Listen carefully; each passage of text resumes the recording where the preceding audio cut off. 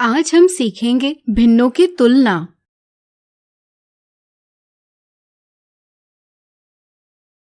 साधारणतः हम पूर्ण संख्याओं यानी होल नंबर्स की तुलना आसानी से कर सकते हैं। जैसे 23 कंचे 12 कंचों की तुलना में ज्यादा होते हैं, लेकिन भिन्नों यानी फ्रैक्शंस की तुलना करना आसान नहीं होता। जैसे दिखने में भले ही 14/23 2/3 से बड़ी संख्या प्रतीत होती है, लेकिन असल में यह 2/3 से छोटी संख्या है। भिन्नों में कौन से भिन्न बड़ी और कौन सी छोटी, यह पहचानने के लिए हमें इनकी तुलना कैसे की जाती है, यह समझना जरूरी है।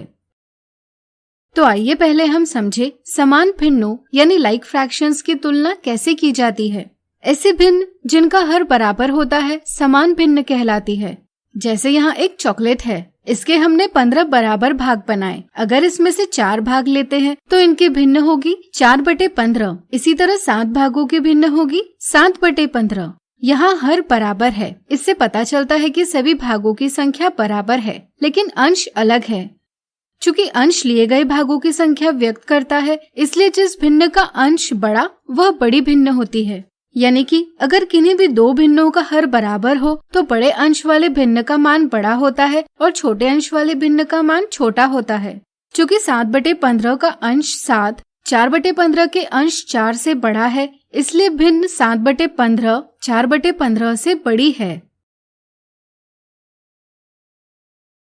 जरा सोचिए, अगर भिन्नों का हर बराबर न हो तो इनकी तुलना कैसे की जाएगी?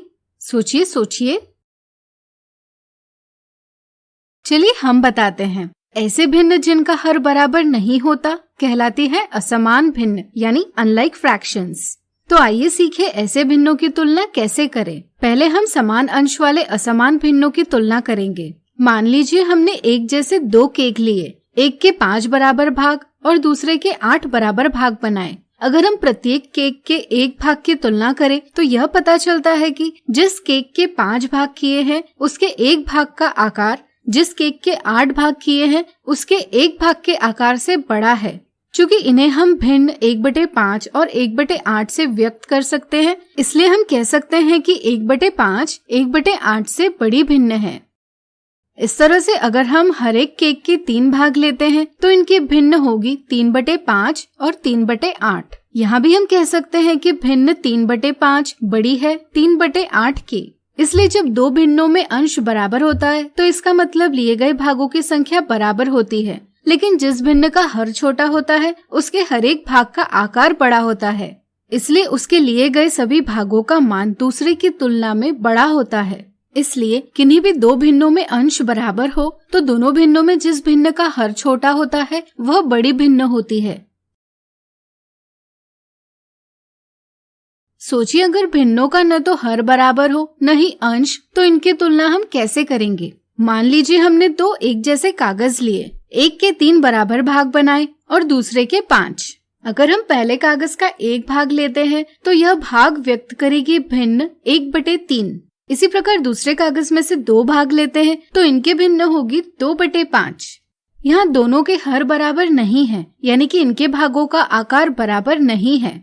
इसी तरह इनका अंश भी बराबर नहीं है, यानी कि लिए गए भागों की संख्या भी बराबर नहीं है। इसलिए यहाँ कौन से भिन्न बड़ी और कौन सी छोटी यह बता पाना मुश्किल है। ऐसी स्थिति में हमें दोनों भिन्नों के हरों को बराबर करना यानी कि इनका कॉमन डिनोमिनेटर लेना आवश्यक हो जाता है।